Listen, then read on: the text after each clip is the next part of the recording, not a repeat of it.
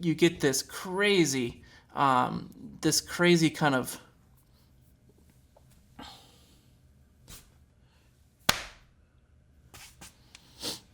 so at 9 what happens is well,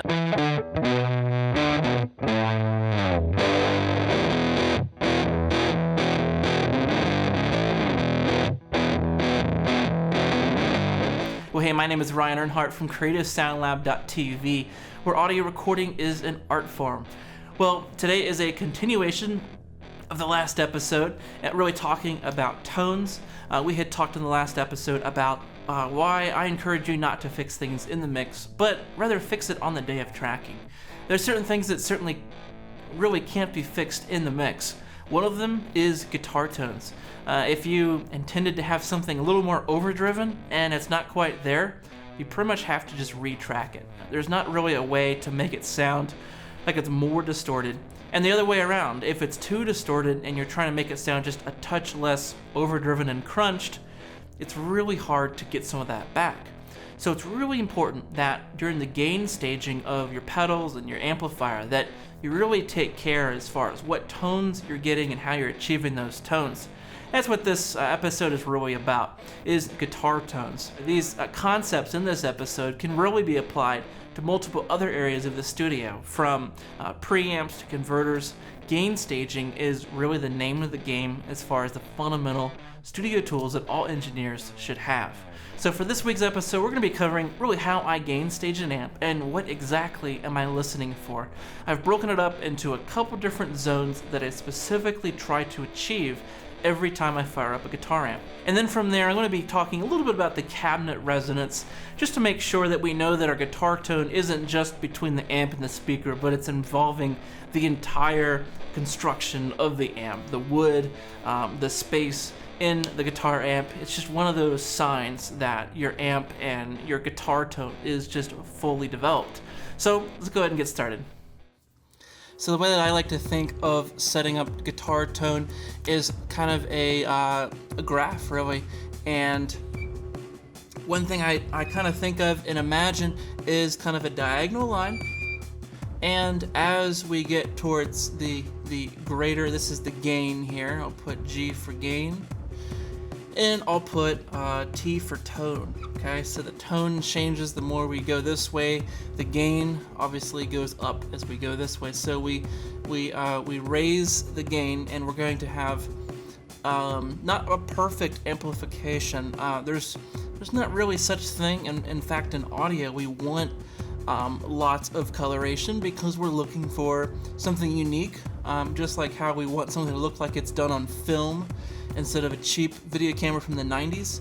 Film always looks cooler, so we want something, an artistic rendition of what goes in comes out more flavorful and artistic. So hopefully it's not a straight line, but it is kind of a diagonal line where as we add gain, we're also adding tone.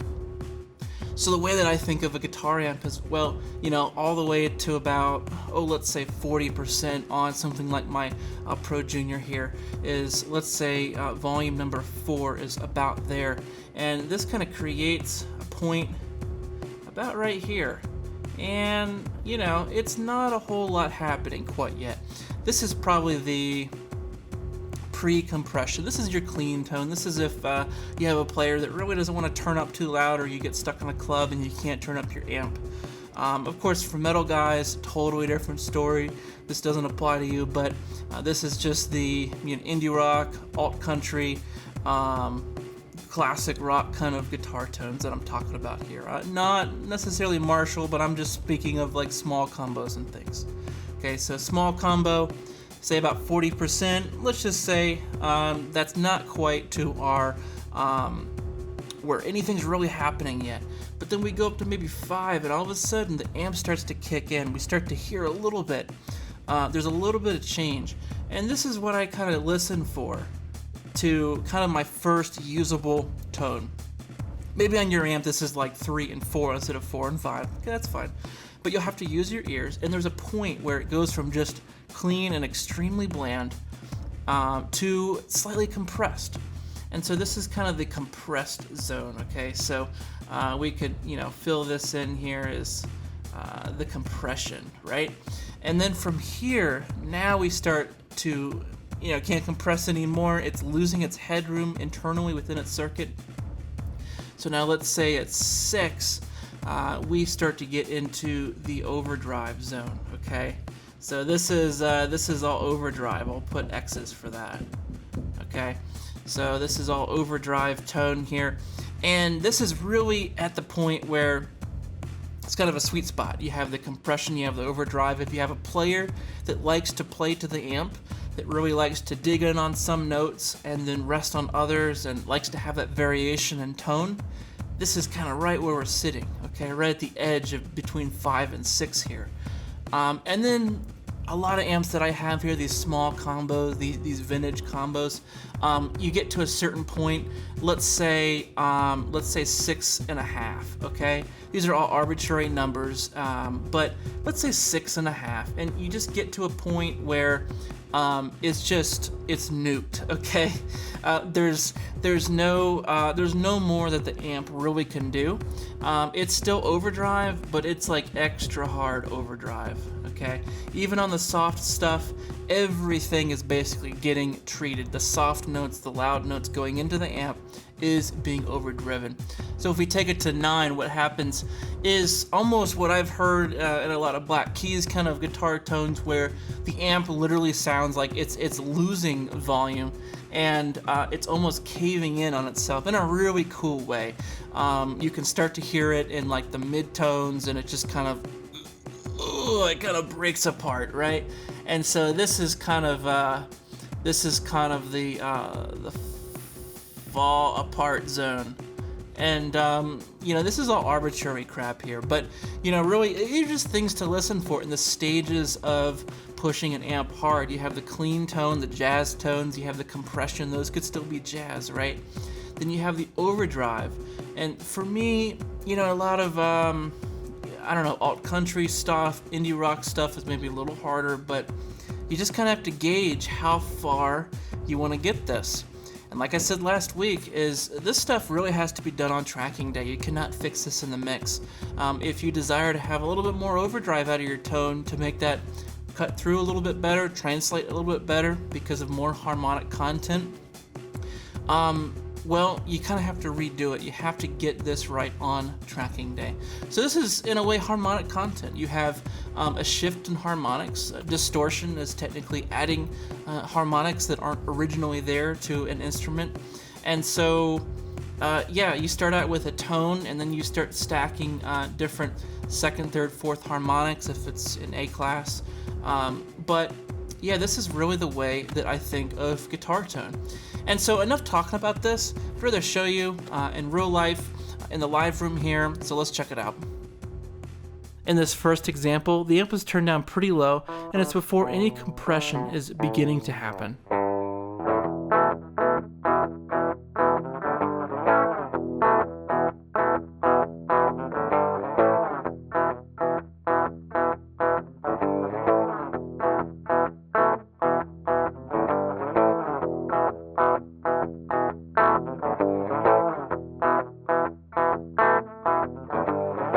In this next example, compression is naturally starting to happen within the circuits of the tube amp.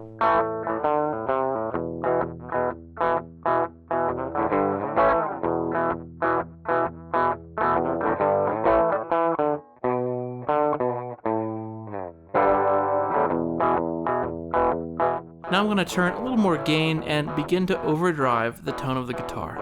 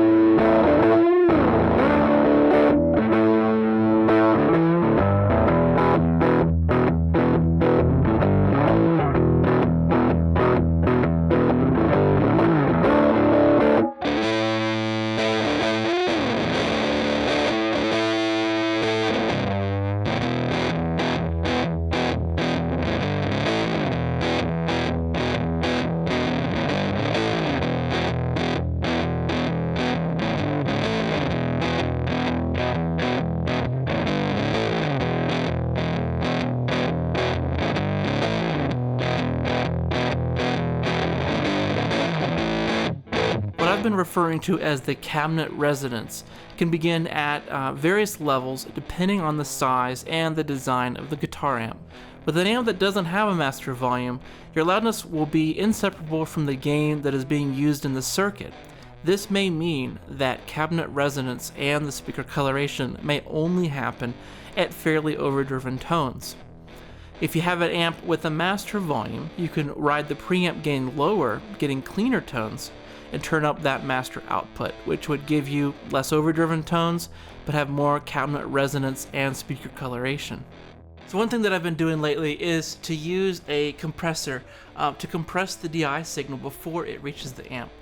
It is essentially like the Origin Effects Cali 76 pedal, which is emulating in 1176, but putting it in a guitar pedal that of course is before the guitarist's amplifier. So in this case I have a full rack unit, and I'm treating the signal in hopes that it'll help me stay right in the sweet spot of where I want it to stay going into the amp.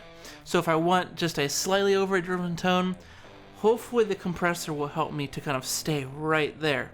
That way if the guitarist plays louder or softer, it tends to stay right in that sweet spot of the amp.